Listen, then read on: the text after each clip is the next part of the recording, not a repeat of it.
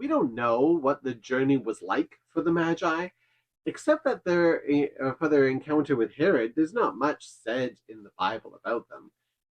But because they were wise ones, these ancient intellectuals who studied the stars, I'm pretty certain of one thing. They probably argued.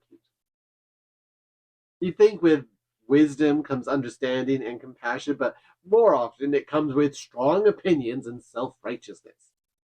They probably argued or debated about every aspect of this star, what it meant, where it's pointing to, what to do about it. There's no way that all of them agreed. I'm sure that there were points where they were almost stopped entirely by their disagreements, almost split in different directions. They remind me a lot of the church. Not this church, of course, we're perfect, but other churches, how they argue. I was once witness to an argument in the church parking lot over the color of tablecloths.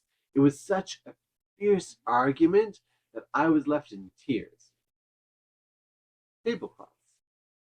We will find anything to argue about. And then there's things like that really matter, like our theology and how it impacts our neighbors. Who can come to communion? Who can serve communion? Who is or isn't a part of the body of God? We argue these things as if it's up to us. Our national church has been embroiled with arguments like these for years. But then again, the Church of Christ around the world has argued about such things since the time of the apostles. Everything that you consider to be orthodox about faith was once hotly debated, with the losers being exiled or worse. We get passionate, debating the way forward, so passionate that we don't make any progress forward.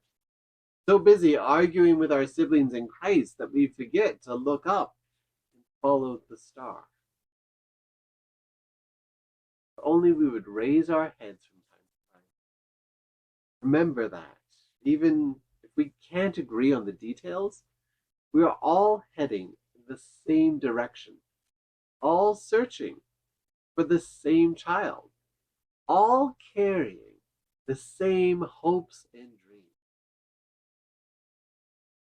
This is the blessing of Christ. That focused on Him, we forget what keeps us divided. United in a common cause, in a common spirit, in a common hope, we can work together with all sorts of people. Folks that we would normally disagree with, people we would normally argue and debate. Here, with Christ as our head, we share one body, one baptism, one Lord. The differences between us become in Him wonderfully small and forgettable.